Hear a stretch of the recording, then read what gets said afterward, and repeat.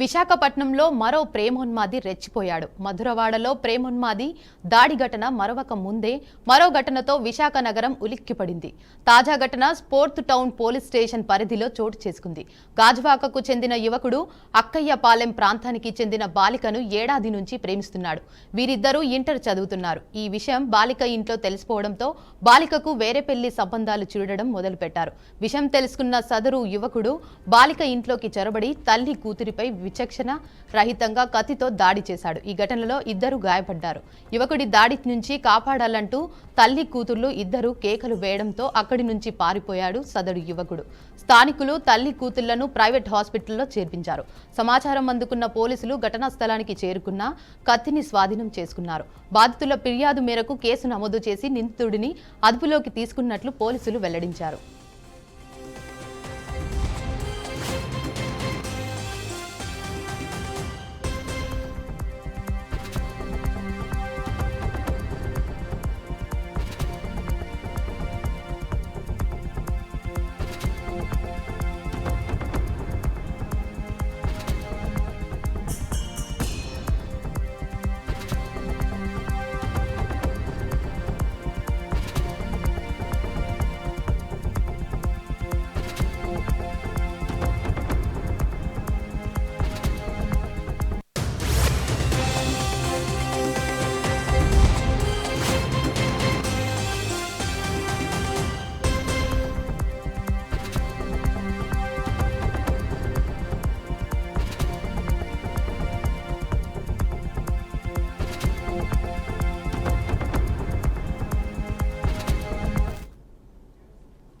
విశాఖపట్నంలో మరో ప్రేమోన్మాది రెచ్చిపోయాడు. మధురవాడలో ప్రేమోన్మాది దాడి ఘటన మరొక ముందే మరో ఘటనతో విశాఖ నగరం ఉలిక్కిపడింది. తాజా ఘటన పోర్ట్ టౌన్ పోలీస్ స్టేషన్ పరిధిలో చోటు చేసుకుంది. గాజువాకకు చెందిన యువకుడు అక్కయ్యపాలెం ప్రాంతానికి చెందిన బాలికను ఏడాది నుంచి ప్రేమిస్తున్నాడు. వీరిద్దరూ ఇంటర్ చదువుతున్నారు. ఈ విషయం బాలిక ఇంట్లో తెలిసిపోవడంతో బాలికకు వేరే పెళ్లి సంబంధాలు చూడడం మొదలుపెట్టారు. విషయం తెలుసుకున్న సదరు యువకుడు బాలిక ఇంట్లోకి చొరబడి తల్లి కూతురుపై విచక్షణ రహితంగా కత్తితో దాడి చేశాడు. ఈ ఘటనలో ఇద్దరు గాయపడ్డారు.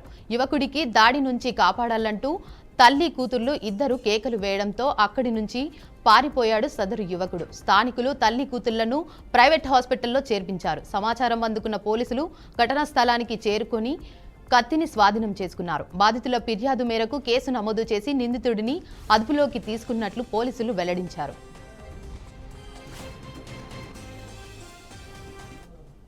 ఇక దీనిపై మరింత సమాచారాన్ని మా ప్రతినిధి రాజు అందిస్తారు. రాజు, విశాఖలో మరొక ప్రేమన్మాది అయితే రెచ్చిపోయిన విషయం అయితే కనిపిస్తుంది. ఎందుకంటే మొన్న మధురవాడ ఘటన మరొక ముందే మరోసారి అయితే ఈరోజు సీతమ్మదారిలోని fourth town police station limit లో మరొక ప్రేమన్మాది రెచ్చిపోయాడు. అయితే ఇంటర్ చదువుతున్న అమ్మాయిని ఆ ప్రేమ వల్ల తీసుకున్న తర్వాత గత సంవత్సర కాలంగా అమ్మాయి వెనకాల పడుతోంది. అదేవిధంగా అమ్మాయిని ప్రేమించాలంటూ కూడా ఆయన ఫోర్స్ చేయడం జరుగుతుంది. అయితే అంతా అయిన తర్వాత గత కొద్ది రోజుల క్రితం ఆ ఇంట్లో పేరెంట్స్ కి తెలియడం జరిగింది. అయితే ఈ విధంగా జరుగుతుందని తెలుసుకున్న తర్వాత పేరెంట్స్ కూడా అమ్మాయికి పెళ్లి సంబంధాలు చూశారు. అయితే పెళ్లి సంబంధాలు చూస్తున్నారనే విషయం తెలుసుకున్న ప్రేమోన్మాది ఏకంగా వాళ్ళ ఇంటికి వచ్చి అమ్మాయి పైన అదేవిధంగా వాళ్ళ తల్లి పైన ఇద్దరి పైన కూడా కత్తితో దాడి చేయడం జరిగింది. దాడి చేసే క్రమంలో కూడా వాళ్ళైతే వాళ్ళ సెల్ఫ్ డిఫెన్స్ చేసుకోవడం కోసం మిగిలిన వాళ్ళని గట్టిగా ఆర్తనాదాలతో కేకలు వేయడం జరిగింది, తమను రక్షించాలంటూ కూడా. అంటే ఇటువంటి సంఘటన జరుగుతున్నప్పుడు ఎందుకంటే పేరెంట్స్ కానీ లేకపోతే మిగతా వాళ్ళు కానీ ఇప్పటి వరకు కూడా చాలా ఇబ్బందులు పడుతున్నారు. ఎందుకంటే ప్రతి నిమిషంలో కూడా ఎక్కడో ఒక దగ్గర ఒక ప్రేమోన్మాదో లేకపోతే ఇంకొకరు ఆడపిల్లలపై దాడి చేయడం కావచ్చు, లేకపోతే పేరెంట్స్ పై దాడి చేయడం కావచ్చు, ఇటువంటి సంఘటనలు జరుగుతున్నప్పుడు అటు హోమ్ డిపార్ట్మెంట్ కావచ్చు, పోలీసులు కావచ్చు, ఎంతవరకు అయితే వాళ్ళు సేఫ్ చేయాలనుకున్నా సరే ఈ విధంగా మానసికంగా చాలా మంది కూడా విద్యార్థులు కానీ లేకపోతే ఎవరైతే ప్రేమ అనుకుంటూ విషయాన్ని తెలుసుకుని దానికి కావాలని చెప్పి చేసుకున్నారు వీళ్ళందరూ కూడా ఒక మానసికంగా వాళ్ళందరూ కూడా సైకలాజికల్ గా కూడా ట్రీట్మెంట్ చేయాలంటూ కూడా చెప్పుకునే పరిస్థితి కనిపిస్తుంది. ఎందుకంటే తాజాగా మరోసారి కూడా విశాఖలో వెలుగు చూసిన ఈ సంఘటన చూసుకున్నప్పటికీ, ఎందుకంటే ఇంటర్ ఫస్ట్ ఇయర్ చదువుతున్న ఒక విద్యార్థిని కేవలం ప్రేమ పేరుతో వంచి కేవలం తను ప్రేమించాలని చెప్పిన తర్వాత కూడా తను ఏదైతే ఒప్పుకోలేదు, ఇంట్లో పేరెంట్స్ ఏదైతే ఒప్పుకోకుండా వాళ్ళంటే వేరే పెళ్లి సంబంధాలు చూస్తున్నారు, తనకైతే వేరేగా పెళ్లి చేయాలని ఆలోచన కలిగిందన్న తర్వాత ఇంటికి వెళ్ళి వాళ్ళ తల్లి పైన ఎవరైతే విద్యార్థిని ఉందో విద్యార్థినిపై మొదటిగా దాడి చేయడం జరిగింది. ఆ దాడి చేసే క్రమంలోనే తల్లి కూడా అడ్డుకోవడం జరిగింది. అడ్డుకున్న తర్వాత ఆ తల్లిపై కూడా దాడి చేస్తారు. అంటే ఈ విధంగా అంటే ఒక ప్రేమ అనేదానికి అర్థం కాకుండా వాళ్ళ వయసుకి కానీ లేకపోతే వాళ్ళకున్న సిచ్యువేషన్ లో వాళ్ళు చెప్పుకొని కానీ ఇటువంటి సిచ్యువేషన్ లో ఉండి కేవలం ప్రేమ అన్న ఒక పదానికి వాళ్ళకి కావాలని చెప్పి ఈ విధంగా దాడులు చేయడం కానీ లేకపోతే వాళ్ళపై చాలా సంఘటనలు చూసాం. అంటే ఇప్పటి వరకు చూసుకుంటే ఏపీ వ్యాప్తంగా కానీ తెలంగాణ వ్యాప్తంగా కానీ చాలా చోట్ల చూసుకుంటే యాసిడ్లు జరగడం కానీ లేకపోతే వాళ్ళపై దాడులు జరగడం కానీ మానసికంగా ఒత్తిడి జరగడం కానీ ఇటువంటివి జరుగుతున్నప్పుడు ఎవరైతే అబ్బాయిలు ఉన్నారో వాళ్ళకి సంబంధించి పేరెంట్స్ కూడా చాలా జాగ్రత్తగా ఉండాలి. వాళ్ళ మానసిక స్థితిగతులు ఏ విధంగా ఉన్నాయి, ఎందుకంటే వాళ్ళందరూ కూడా సక్రమ మార్గంలో నడుస్తున్నారా లేదా, ప్రతిరోజు కూడా వాళ్ళ కాలేజ్ కానీ లేదా స్కూల్ కానీ వెళ్ళొచ్చే టైంలో అటువంటి ప్రతి ఒక్క విషయాన్ని కూడా క్షుణ్ణంగా పరిశీలించిన తర్వాతే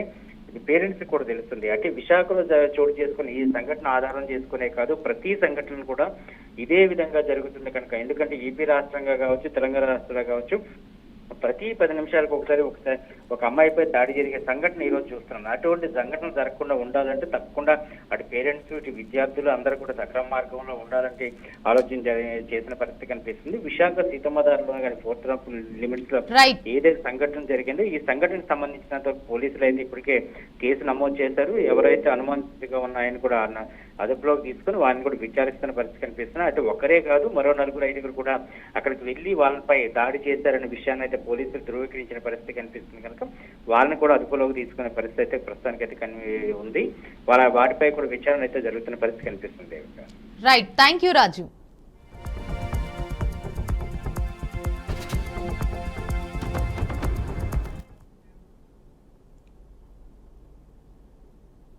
ఏపీ మాజీ సీఎం జగన్ పోలీసుల బట్టలు విప్పేసి ఏం చూడాలనుకుంటున్నారని సిపిఐ నేత నారాయణ ప్రశ్నించారు. పోలీసులో మనోధైర్యం దెబ్బ కొట్టేలా జగన్ మాట్లాడకూడదని సూచించారు. ఐపీఎస్ ఐఏఎస్లు ఎక్కడికి వెళ్లినా అధికారులు లేనని, ప్రభుత్వానికి తగ్గట్టు పనిచేయడం అధికారుల విధి అని నారాయణ గుర్తు చేశారు. ప్రభుత్వంపై విమర్శలు చేయడంలో తప్పు లేదు, కానీ సీఎంగా పనిచేసిన వ్యక్తి పోలీసులపై ఇష్టం వచ్చినట్లు మాట్లాడడం సరికాదని నారాయణ హితవు పలికారు. ఏం చూడదలుచుకున్నాడు, వాడు బట్టలు ఇప్పేస్తాను అనుకో, ఏం చూడదలుచుకున్నాడు, ఆయనకేది ఉంటే అదే కదా ఉంటుంది వాడికి కూడా. ఈ భాష ఆయన నుంచి వచ్చింది, ఈ లాంగ్వేజ్ రాజకీయ నాయకులకి, అందుకు పోలీస్ ఆఫీసర్లు. మీరు అధికారులు ఉన్నప్పుడు పోలీసులు ఉపయోగించుకొని దుర్మార్గాలు చేస్తే ఆ పోలీసు ఇప్పుడు శిక్ష అనిపిస్తున్నారు. మరి ఇప్పుడు మళ్ళీ మీరు ఇదే పని చేస్తున్నారు. గవర్నమెంట్ ఉన్నప్పుడు అధికారులకు చూడాలి, అధికారులు కూడా లక్ష్యం దాటకూడదు. చెప్పినట్టుగా ఎందుకు చేయాలి వాళ్ళు? వాళ్ళకి ఐపీఎస్ అడిగిపోయిన ఐపీఎస్ఏ కదా, ఐఏఎస్ అక్కడిపోయిన ఐఏఎస్ఏ కదా, ఎందుకు లక్ష్యం దాటుతున్నారు? చివరికి గవర్నమెంట్ పోతే ఆ దానిలో పనిచేసే వాళ్ళందరూ మళ్ళీ జైలుకు విచారణ జరుగుతూ ఉన్నాయి.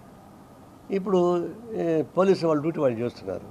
పోలీసులను బెదిరించి మొదలు పెడితే ఆయన ముఖ్యమంత్రి ఉన్నాడు కదా, అందువల్ల ఇది కరెక్ట్ కాదు.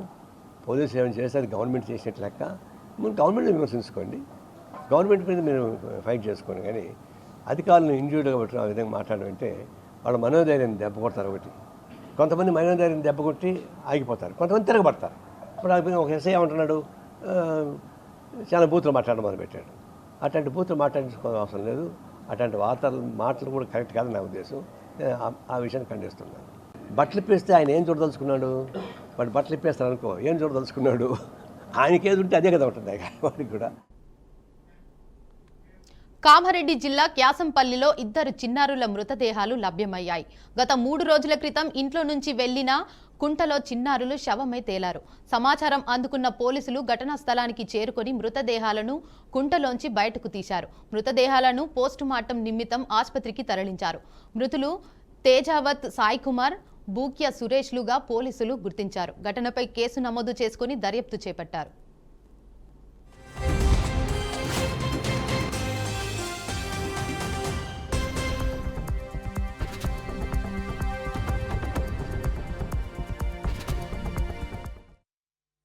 సమయంలో క్యాసంపల్లి తండాలో రాఘవపూర్ గ్రామ శివారులో 2 అబ్బాయిలు నీటముని చనిపోయినారన్న సమాచారం వచ్చింది. దీని విషయంలో భాగంగా మేము వెంటనే రష్ అయి సీన్కు రావడం జరిగింది. అటు వారి చెరువులో మునిగి చనిపోయిన వివరాలు తెలుసుకున్నగా తేజావత్ కుమార్ మరియు బూక్య సురేష్ వీళ్ళిద్దరు కూడా చెరువులో ప్రమాదవశాత్తు మునిపి చనిపోయినట్టు తెలుస్తూ ఉంది. ప్రాథమికంగా దర్యాప్తు రాగానే దీని మీద విచారణ చేపట్టినాము. ఫిర్యాదుదారుల నుంచి దరఖాస్తు తీసుకొని తదుపరి చర్య తీసుకుంటుంది. ఇప్పుడు దీని విషయమై మృతదేహాలను కామారెడ్డి ఏరియా హాస్పిటల్ తరలించినది. అట్ల సమయంలో క్యాసంపల్లి తండాలో రాఘవపూర్ గ్రామ శివారులో ఇద్దరు అబ్బాయిలు నీటముని చనిపోయినారన్న సమాచారం వచ్చింది. దీని విషయంలో భాగంగా మేము వెంటనే రష్ అయి సీన్కు రావడం జరిగింది. అటు వారి చెరువులో మునిగి చనిపోయిన వివరాలు తెలుసుకున్నగా తేజావత్ కుమార్ మరియు బూక్య సురేష్ వీళ్ళిద్దరు కూడా చెరువులో ప్రమాదవశాత్తు మునిపి చనిపోయినట్టు తెలుస్తూ ఉంది. ప్రాథమికంగా దర్యాప్తు రాగానే దీని మీద విచారణ చేపట్టినాము. ఫిర్యాదుదారుల నుంచి దరఖాస్తు తీసుకొని తదుపరి చర్య తీసుకుంటుంది. ఇప్పుడు దీని విషయమై మృతదేహాలను కామారెడ్డి ఏరియా హాస్పిటల్ తరలించినది. అట్ల సమయంలో క్యాసంపల్లి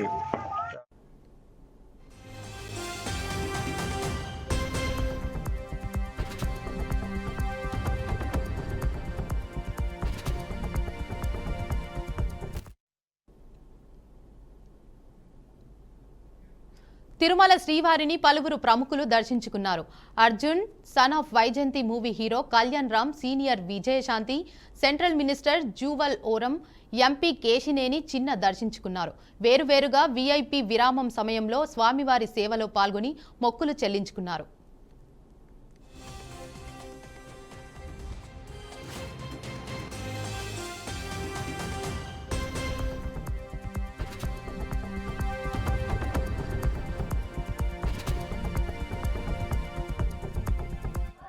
స్వామి వారి దర్శనం చేసుకోవడానికి బాబు, నేను డైరెక్టర్ గారు, ప్రొడ్యూసర్ గారు, రైటర్ గారు అందరూ వచ్చాము. అద్భుతంగా జరిగింది దర్శనం. సో అందరూ 18వ తారీఖు ఏప్రిల్ 18 ఈ సినిమా చూసి పెద్ద హిట్ చేయవలసిందిగా 2 రాష్ట్రాల ప్రజలు కోరుకుంటున్నాను. ఇవాళ వెంకటస్వామి వారి దర్శనం చేసుకోవడానికి బాబు, నేను డైరెక్టర్ గారు, ప్రొడ్యూసర్ గారు, రైటర్ గారు అందరూ వచ్చాము. అద్భుతంగా జరిగింది దర్శనం. సో అందరూ 18వ తారీఖు ఏప్రిల్ 18 ఈ సినిమా చూసి పెద్ద హిట్ చేయవలసిందిగా 2 రాష్ట్రాల ప్రజలు. నిర్మల్ జిల్లాలో బాసర త్రిబుల్ ఐటీలో కాంట్రాక్టు అసిస్టెంట్ ప్రొఫెసర్ల నిరసన చేపట్టారు. బాసర త్రిబుల్ ఐటీ ప్రధాన ద్వారం ఎదుట సుమారు 73 మంది అసిస్టెంట్ ప్రొఫెసర్లు బైఠాయించిన నిరసన తెలిపారు.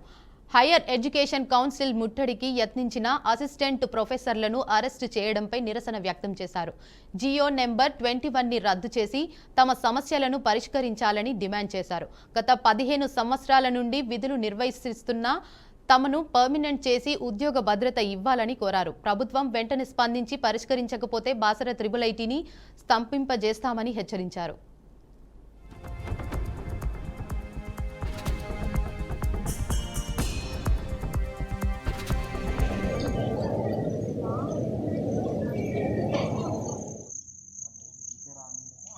ఉద్యోగులు రెగ్యులర్ చేయకపోవడం, జియో 21 వెంటనే, జియో 21 వెంటనే. తూర్పుగోదావరి జిల్లా రావులపాలెం మండలంలో కిడ్నాప్ కలకలం రేపింది. శిరగం రమేష్ తండ్రిని అర్ధరాత్రి గుర్తు తెలియని వ్యక్తులు కిడ్నాప్ చేశారు.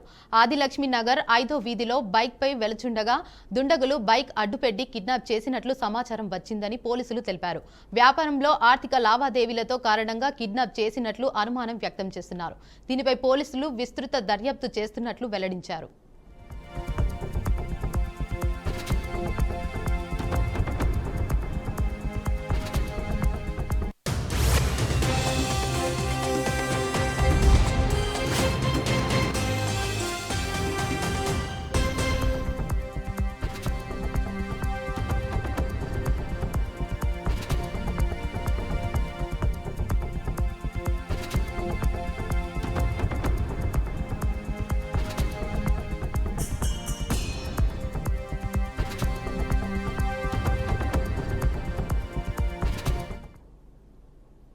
సంగారెడ్డి జిల్లా రామచంద్రపురంలో బిహెచ్ఎల్ గ్రౌండ్లో పోలీసులు దాడులు నిర్వహించారు. ఇందులో ఐపీఎల్ బెట్టింగ్ కు పాల్పడుతున్న యువకులను మాదాపూర్ ఎస్ఓటీ పోలీసులు అదుపులోకి తీసుకున్నారు. నిందితుల నుండి 5,000 రూపాయలు, మొబైల్ ఫోన్లతో పాటు బ్యాంక్లో ఉన్న 2 లక్షల రూపాయలు పోలీసులు సీజ్ చేశారు. రంజిత్ అనే వ్యక్తితో పాటు బెట్టింగ్లు, పేకాట నిర్వహించే మరో కీలక సూత్రధారి పరారీలో ఉన్నట్లు పోలీసులు తెలిపారు. కేసు నమోదు చేసి పోలీసులు విచారణ చేపట్టారు.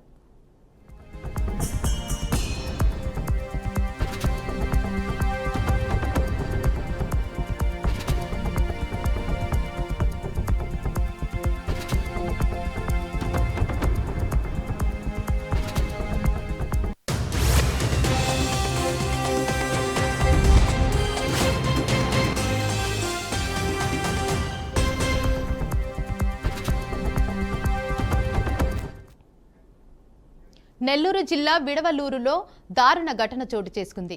వరకట్నం కోసం వివాహితను అత్తమామలు, ఆడపడుచులు కొట్టి చంపారు. కళ్ళపరంగు తాగి ఆత్మహత్య చేసుకుందంటూ చిత్రీకరణ చేసి హైడ్రామా చేశారని అన్నారు. స్థానికులు పోలీసులకు సమాచారం ఇచ్చారు. పోలీసులు ఘటనా స్థలానికి చేరుకొని మృతదేహాన్ని పోస్టుమార్టం నిమిత్తం ఆసుపత్రికి తరలించారు. కేసు నమోదు చేసి దర్యాప్తు చేస్తున్నట్లు పోలీసులు వెల్లడించారు. నిందితులు భర్త హరికృష్ణ, అత్తమామలు నాగురు, నర్సమ్మ, ఆడపడుచులు నాగలక్ష్మి పరారీలో ఉన్నట్లు పోలీసులు తెలిపారు.